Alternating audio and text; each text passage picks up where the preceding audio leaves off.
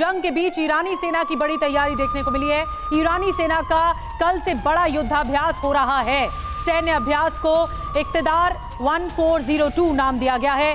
मध्य Iran के नसराबाद में यह युद्धाभ्यास किया जाएगा। कल से एक बड़ी तैयारी ईरान की देखने को मिलेगी कि अगर ईरान इस जंग में डायरेक्टली कूदता है तो फिर उसकी तैयारी क्या होगी।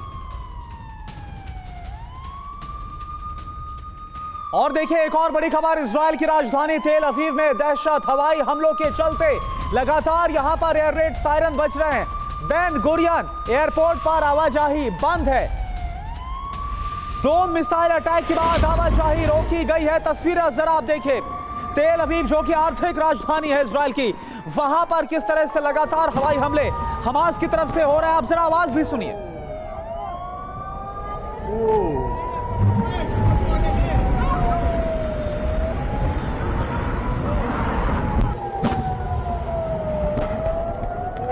और निनाद सेठ इस वक्त हमारे साथ जुड़े हुए हैं। निनाद सर, आपसे मेरा सवाल यह है कि जिस तरह से हमास इतना हमला हो गया, इजराइल की तरफ से तबाह किया जा रहा है, लेकिन हार मारने को तैयार नहीं है। राजधानी पर इजराइल की हमला किया जा रहा है। वो कौन सी ताकतें हैं जिनके बल पर आज हमास इतना ज्यादा बढ़ा हुआ है?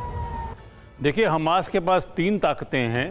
पहली तो उनकी ताकत है उनका जो सेल्फ मोटिवेशन है। अगर आप इतने सालों से चारों तरफ से घिरे हुए हो इजराइल से, और जिस तरह से इजराइल ने ट्रीटमेंट की है, तो एक सेल्फ मोटिवेशन आता है। वो मोटिवेशन मिलिटरीली हम नहीं कह सकते, पर बड़ी ज़रूरी चीज़ होती है।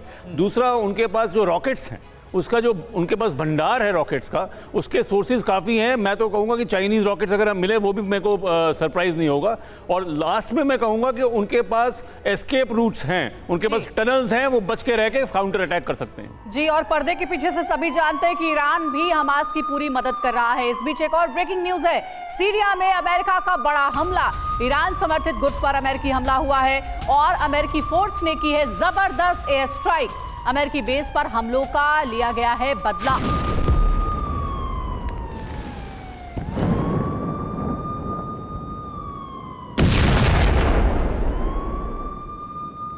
देखिए, अमेरिकी बेस पर हमलों का बदला लिया गया है और अमेरिका ने अब 2 टूक कह दिया है कि अगर हम पर हमला हुआ तो हम चुप नहीं बैठने वाले हैं। सीरिया में अमेरिका ने किया है बड़ा हमला और अमेरिका ने खुलकर यह बोला है कि सीरिया में जो हमला किया है वो दरअसल अमेरिकी राष्ट्रपति जो बाइडेन के निर्देश पर किया गया था। समीर जी हाँ, आइए सीरिया में अमेरिकी कार्रवाई की पूरी डिटेल और इससे अब असर क्या होगा, इसका इंपैक्ट क्या होने वाला है, ये आपको समझाते हैं। सीरिया में अमेरिकी स्ट्राइक हो गई है। हमला कहां पर हुआ? पूर्वी सीरिया के एक इलाके को बनाया गया है अमेरिकी हमले में निशाना। टारगेट पर कौन था? ईरान समर्थित लड़ाके थे। जी हाँ, और एयर स्ट्राइक की वजह क्या है अब आपको ये भी बताते हैं। दरअसल हाल ही में सीरिया और इराक में यूएस बेस पर हमले हुए थे और कहा जा रहा है कि इसी का जवाब अमेरिका ने दिया है इन हमलों के जरिए। नतीजा क्या निकला? अमेरिका और ईरान में तनाव और ज्यादा बढ़ सकता है इस हमले के बाद।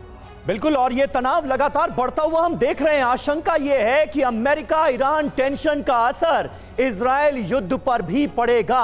अमेरिका और ईरान वैसे भी एक दूसरे के जानी दुश्मन माने जाते हैं और अब टेंशन और बढ़ता हुआ हम देख रहे हैं। जी हाँ, सीरिया में हुए इस हमले को लेकर के कहा जा रहा है कि अमेरिका वर्सेस ईरान की जंग भी देखने को मिल सकती है। हम चाहेंगे कोचर सर आप इस सवाल का जवाब दीजिए 60 सेकंड में। आप समझाइए कि क्या युद्ध अमेरिका वर्सेस ईरान और मिडिल ईस्ट देश हो जाएगा सीरिया में हुए इस घटनाक्रम के बाद? देखिए, अभी जो लड़ाई की इंडिकेशंस आ रही है उसमें ऐसे लग रहा है कि ईरान भी इस लड़ाई में शामिल होना चाह रहा है। बिकॉज सीरिया में अगर अमेरिकन बेसिस पे अटैक होता है तो वो एक जो इंस्टिगेशन है वो ईरान की तरफ से आती है।